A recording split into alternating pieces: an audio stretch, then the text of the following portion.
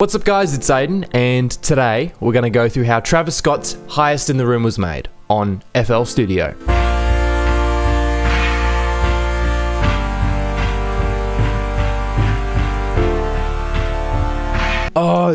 I'm so excited to bring you guys Highest in the Room today, and for my Patreon supporters, I will be making the FLP available to you guys. This beat was produced by OZ, Nick D, and Mike Dean, so let's start off with the intro.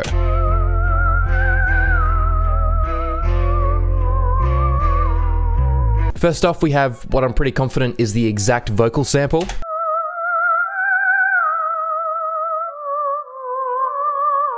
I originally made this on Omnisphere. This is what the preset sounds like without any external effects.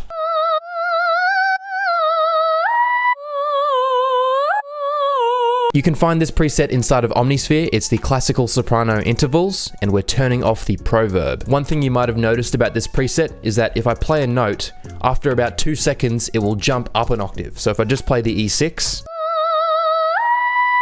it will go up to E7 after about like 2 seconds. So to fix this, I'm putting in a new pattern where we just have the one note playing, and we are right clicking on this pattern and going render and replace. So that will convert it to an audio clip. What I'm doing first is I'm removing this second half where it's going up the octave. We don't want that. Then you want to loop this sample at 2 points. So when I originally did this, I chose these 2 points here, and from here just go Control L, and this will create a loop. Then you can just drag this sample back to your audio clip. From there, we're making this loop, and this is what it sounds like with the effects turned on.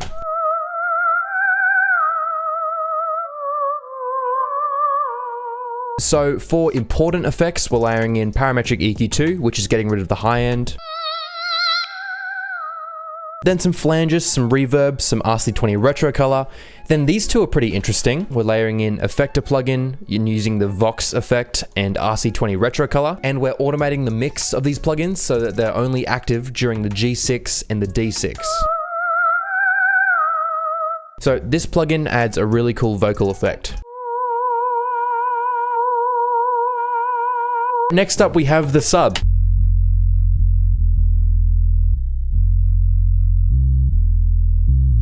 And you can basically use any sub to create this sound, but the Marley sub worked really well. You can't tell the difference between this one and the actual song. I didn't do too much in terms of effects here. We're only adding parametric EQ2, and we're cutting out the high end and a tiny bit of the low end. One thing I came across while I was researching this song is this interview with Complex, where Nick D, one of the producers of this song, says that he recorded the guitar, playing an actual guitar, onto his iPhone. So if you're looking for a single preset that exactly replicates this guitar sound, it doesn't exist. So this is my best go at recreating the sound.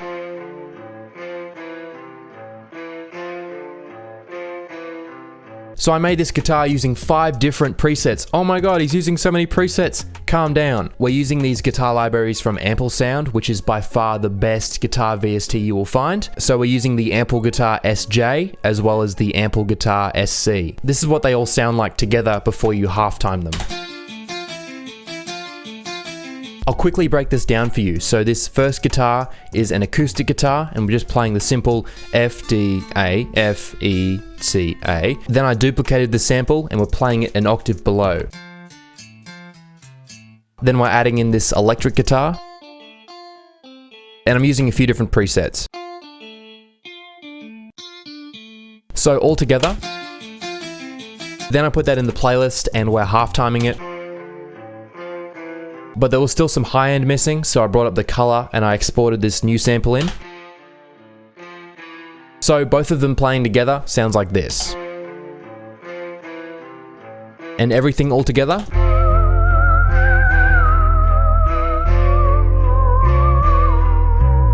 So after that, we're coming into the first verse.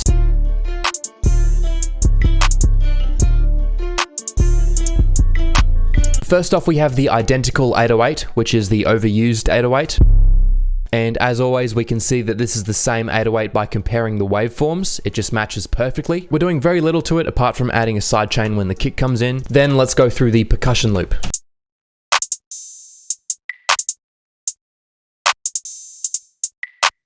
We have the same hi-hat that was used in Can't Say.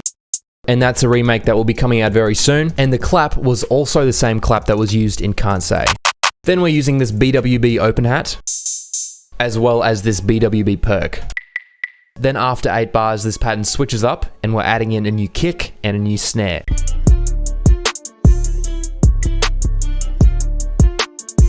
So we have the identical kick, which is the rack kick. And once again, when we compare the waveforms, it matches up pretty perfectly. And we have this new snare coming in, which is the Metro Boomin snare. Also in this section, the hi-hat has changed, so we have more of a 2-step pattern going on now. And with the perk, we have this little roll coming in at the end. Oh, and now let's move on to the second guitar. We're using similar guitar presets to last time, but this time we've taken it an octave up. Then when you half time it, it's going to sound like this.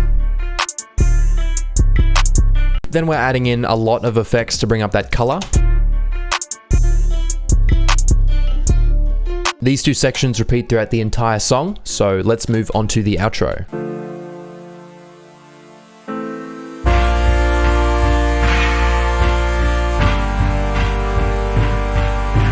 For the outro, we have this beautiful chord progression being played by a piano and 2 different synths.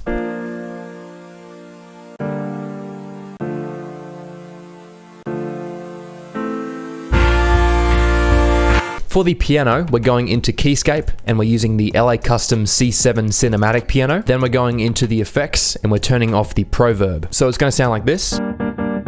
Then for effects, we're adding some EQ, some RC20 retro color, some reverb, and a little bit of flanges. But this piano is really wide, so we're taking it to a new mixer track and we're adding Ozone 9 Imager, and we're turning on stereo eyes and we're taking up the bandwidth. So it's going to sound like this at the end. Then for the first synth, we're going into Repro 5, and we're using this pretty basic preset using the SAW oscillators. Then for effects, we're cutting out the low end and then we're adding some reverb. Then adding to that is another preset from Repro 5. It sounds like this. And we're not adding any external effects to this one. So those are all the presets for the start.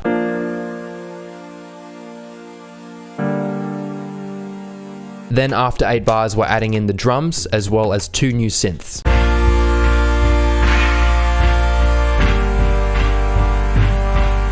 Let's go through these new synths first. We have this new one here.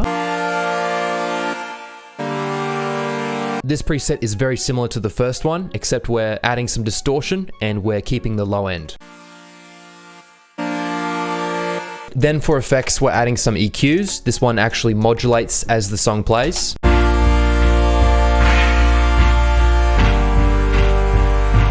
Then for the sub, I made this preset on Repro 1, which is like the little brother of Repro 5, and it sounds like this.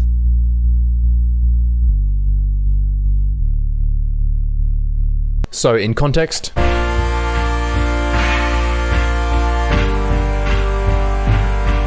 then we have the identical drum samples, which I spent so long looking for. I chopped these samples up from this song called Anne Murray's Put Your Hand in the Hand.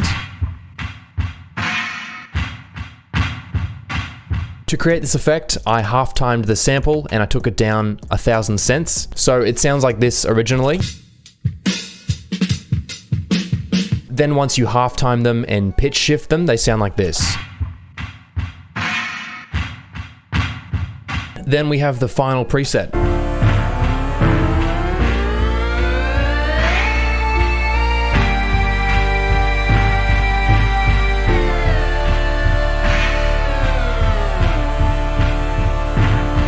Again, I made this preset on Repro 5, and this is what it sounds like without any external effects.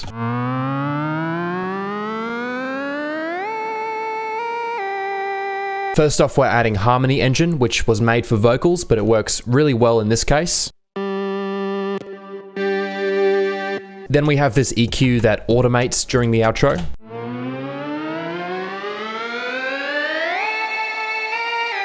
Then we're adding RC20 Retro Color, which adds this vintage effect. And with this plugin, we're automating the tone and the distortion.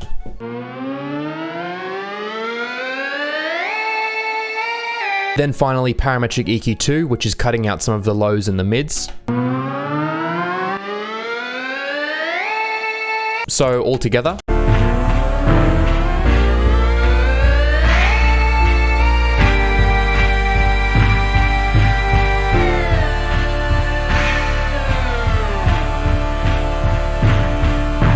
That's everything I want to go through with you today. Please like and subscribe if you enjoyed the video, and I will see you guys next time.